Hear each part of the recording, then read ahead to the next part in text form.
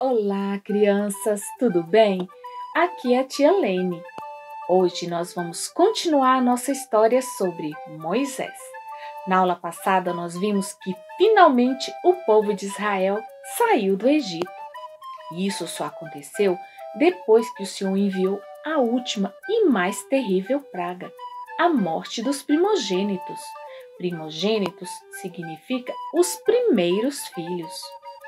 Deus fez a festa da Páscoa para seu povo se lembrar para sempre dessa grande libertação. Na história de hoje, veremos que Deus fez outras coisas para garantir que seu povo jamais esquecesse o seu poder e o seu amor por eles. A nossa história está aqui na Bíblia, na Palavra de Deus. Está no livro de Êxodo, nos capítulos 12, 13 e 14. Eu vou ler para vocês um versículo que diz o seguinte: O Senhor ia adiante deles durante o dia numa coluna de nuvem para os guiar pelo caminho. Durante a noite, numa coluna de fogo para iluminá-los, a fim de que caminhassem de dia e de noite. Êxodo 13, 21. Vamos de novo?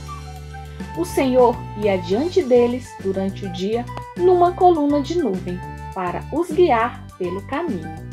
Durante a noite, numa coluna de fogo para iluminá-los, a fim de que caminhassem de dia e de noite. Êxodo 13, 21. Vamos orar? Senhor, muito obrigada por esse dia. Que o Senhor possa abençoar a cada criança, a cada pessoa, Senhor Deus. Que o Senhor possa cuidar de cada um com o seu amor. Abençoa a nossa história, em nome de Jesus. Amém. Vamos à nossa história?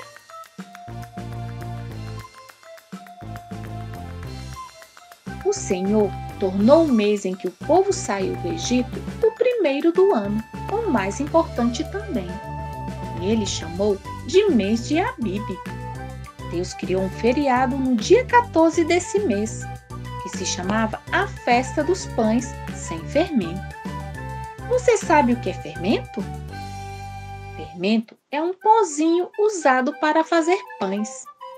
O fermento faz o pão crescer. Mas nos 7 dias em que durava a festa, os pães eram feitos sem fermento. Por isso ficavam magrinhos.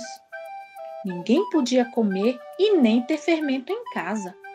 No dia 1º e no 7º dia, todos se reuniam para celebrar numa animação só. A Páscoa e a Festa dos Pães Sem Fermento são celebradas até hoje pelo povo de Israel. O Senhor também ordenou que quando o povo entrasse na terra de Canaã, a terra prometida, os primeiros filhos dos homens e dos animais deveriam ser separados para serem dele. Isso se chamava consagração a Deus, crianças. Quando nascia um menino, os pais deveriam ofertar um cordeiro para consagrá-lo a Deus.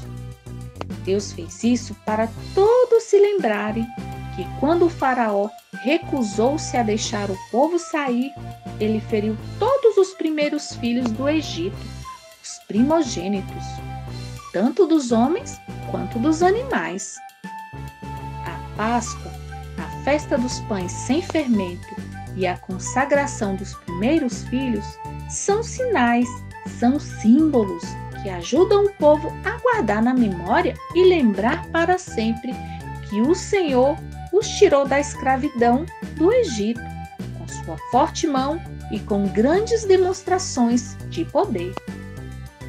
Deus deu aos pais de todas as épocas o dever de contar e explicar aos seus filhos todas essas coisas. E assim começou a caminhada do povo de Israel rumo à terra prometida. Marchavam em grupos organizados, com armas para se protegerem. Deus fez o povo passar pelo caminho que dava no Mar Vermelho, dando volta pelo deserto.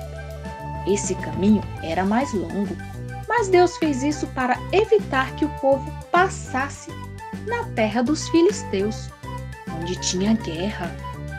Deus não queria que seu povo desanimasse logo no início da jornada. Para mostrar o caminho, o Senhor ia na frente do povo. O povo caminhava de dia e de noite. De dia, o Senhor ia numa coluna de nuvem e de noite, numa coluna de fogo para iluminar o caminho.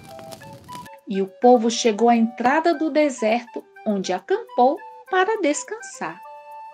Na saída do Egito, aconteceu algo muito interessante. Moisés cumpriu uma promessa feita a José 430 anos antes. José foi o primeiro israelita a morar no Egito, e foi ele que levou sua família para lá muitos anos antes. José sabia que Deus não deixaria seu povo no Egito para sempre. Por isso, fez seu povo garantir que levaria seus ossos para a terra prometida quando saíssem. E assim Moisés fez.